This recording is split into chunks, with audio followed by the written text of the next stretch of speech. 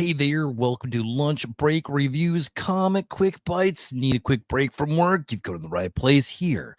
We take a comic from the realms of awesomeness and break it down for you lunch break style. That's right. I'll go over a good review and some bad, and then we find its place on the lunch break point system. I'm Bradley Butane, your self-proclaimed Emperor of Awesome. Let's jump right in and see if today's pick is worth the bite. We're going to get right in everything. I have been gone for a little while. I'm trying to get caught up. A lot of personal stuff going on, and I just got really busy. And hey, this is for free. So here we go. We're talking Absolute Batman #3. This is a DC book and is written by Scott Snyder and art by Nick Dragotta. Here's a quick synopsis. New friends, new enemies. Batman and Alfred have formed a tentative alliance, but the Black Mask has some new friends too, and they're coming to Gotham to wreak absolute havoc.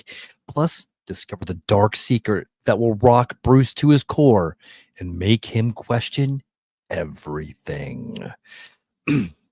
All right, let's go ahead and see what the people are saying. This book has a 9.0 critic rating and an 8.9 user rating. This is from Comic Book Roundup. And here is my written review that you can find and comment on Comic Book Roundup. Snyder does not disappoint when doing Batman. This is some of his best work to date.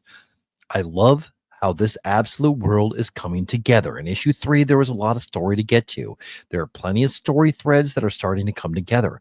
I'm mostly looking forward to where Alfred is playing a part.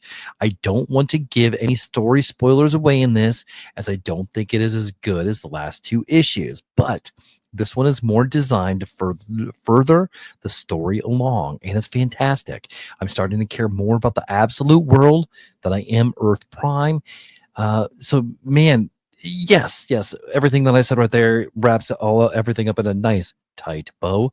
Let's do a quick user review. And this is a 9.0 from Stephen Nom Jr., and that is from the 21st of December. Enjoyed the world building. Was a little disappointed that the action on the cover was not reflected in the pages. Sorry, I'm trying to read this as I see it.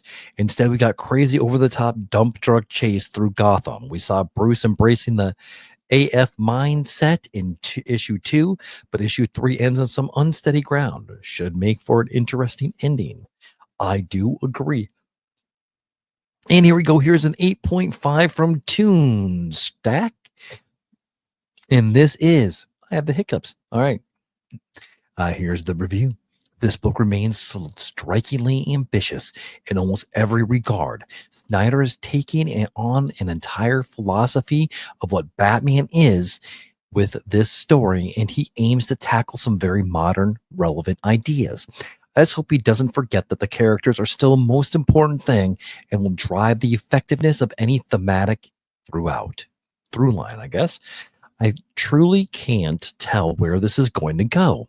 And these days, that's a very good thing. Bruce realizing the gravity of what he's up against and realizing how little Head actually accomplished on his own, welcoming.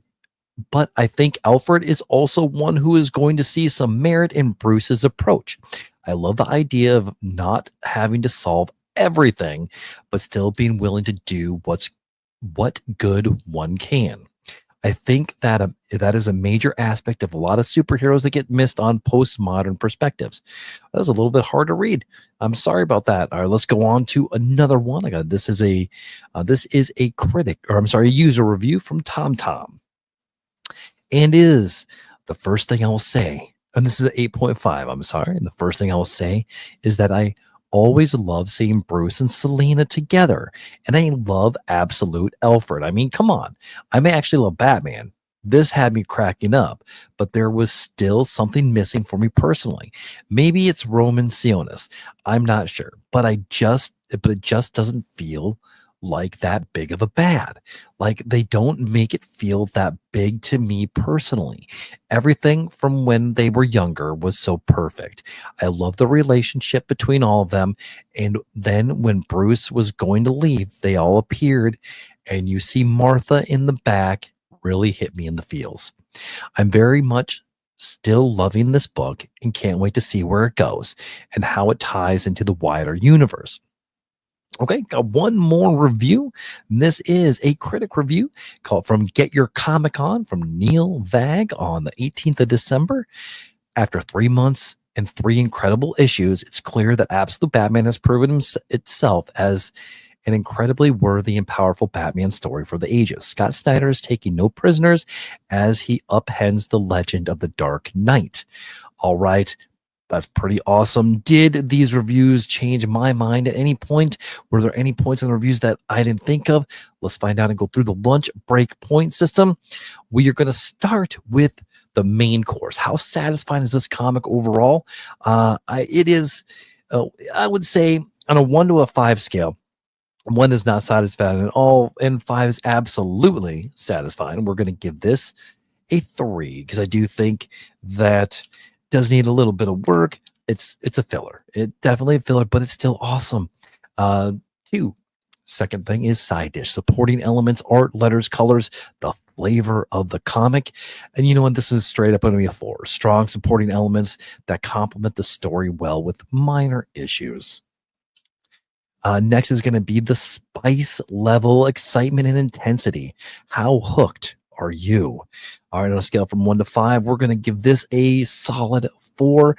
Engaging and exciting, keeps your attention, though not nonstop. Excitement, you know what? We're going to go a little bit lower than that. I think I'm going to give this a 3. Somewhat exciting, has its moments, but could use more intensity.